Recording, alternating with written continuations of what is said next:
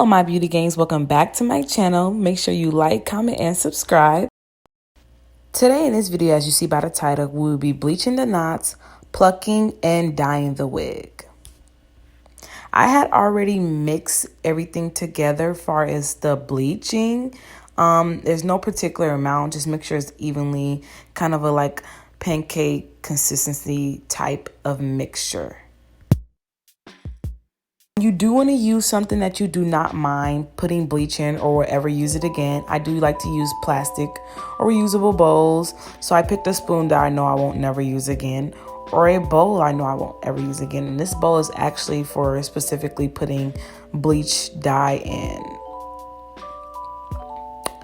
So you want to spread it very gently. You don't want to be hard with it. So that way, if it bleeds through the knots and onto your hair, you don't want that. Sometimes that does happen. Things aren't always perfect, but just do it as light as you can. And you're just spreading it like butter onto the lace.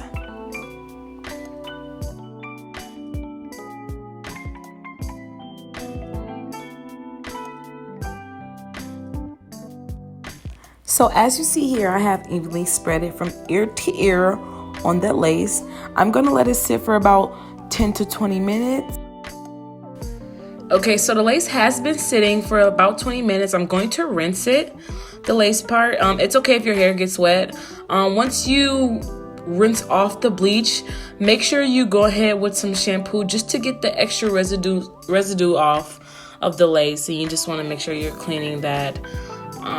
Some people like to co-wash it, and co-washing is just using conditioner. If that fits you, you can go ahead and be your guest and do that.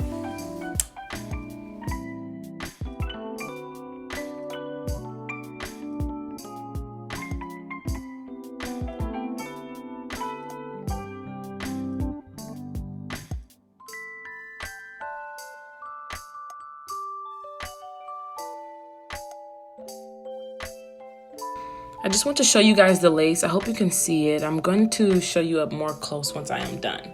Next step is the dyeing phase. Now, I wanted to dye my wig jet black. I decided to put it in a pot. I don't really care for this pot. I did not want to put it in my sink. My sink is white, and this dye can stain your sink, as you can see already on the left. So you're going to go ahead and put some hot water in there. You don't have to have boiling water. I just had hot water from the sink. For me, I only use one bottle. You don't need a lot. It's not necessary. I ordered 3 dyes and I'm only using 1. And you just want to dip it in little by little, making sure you're getting everything submerged in dye. And I know it's very hard to tell because the wig is already dark, but I'm going to show you guys a difference of how you know the dye is applying, so stay tuned for that.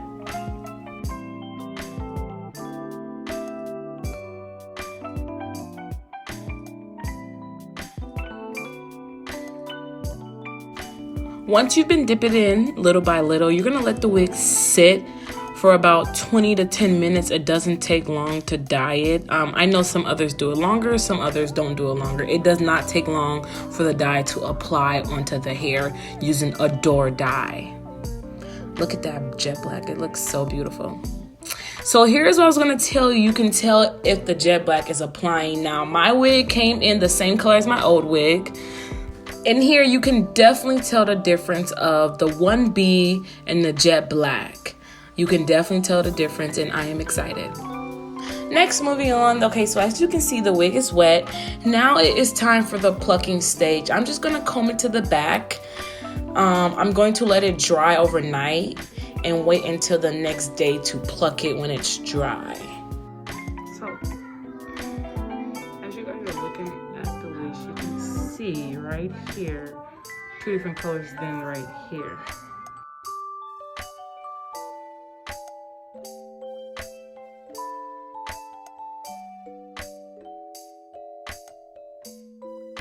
You can see.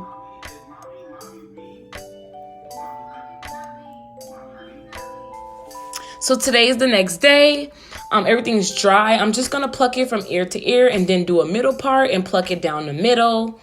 So here you are, you're just plucking, and here you're just doing this so you can have a flatter, more natural look in the front.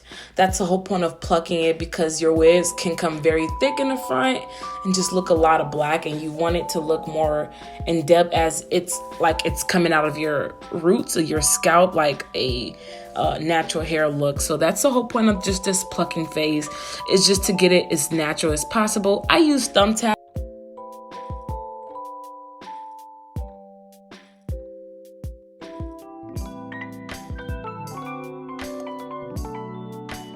Thumbtacks are perfectly fine, in my opinion, because they work perfectly fine for it. All right, so now I'm done plucking, and I'm gonna go ahead and part it down the middle and start plucking down the middle. There's no particular way to plucking, just make sure you're plucking where you can get some scalp look and it can lay flat as possible.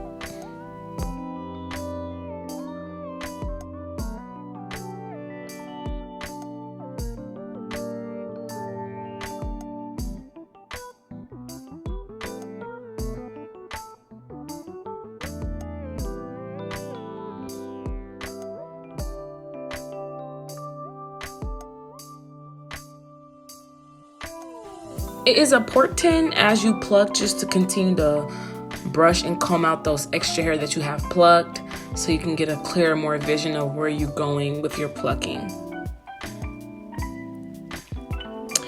And after you start plucking, the next step is to lay the wig super flat.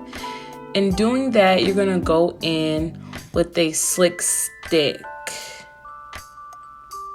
Now, a slick stick is something just to lay your wig even better with a hot comb. And that's what I'm doing here. I'm going in with my slick stick, then I'm going to go in with a hot comb and just use that hot comb to lay it more flat. I got this hot comb off Amazon, very cheap, for like $20, and it works wonders. And you just want to go over where you put the slick stick at and just get your part more and more in depth, just to look natural as possible. Please stay tuned for another video of how I apply this wig onto my head. That is going to be extremely useful with a lot of tips for you guys. So please stay tuned. Everything that I put in my YouTube is friendly, beginner user. Me, myself, I'm still learning as I go as well. So everything is doable. If I can do it, you guys can do it as well. Look at that lace, period.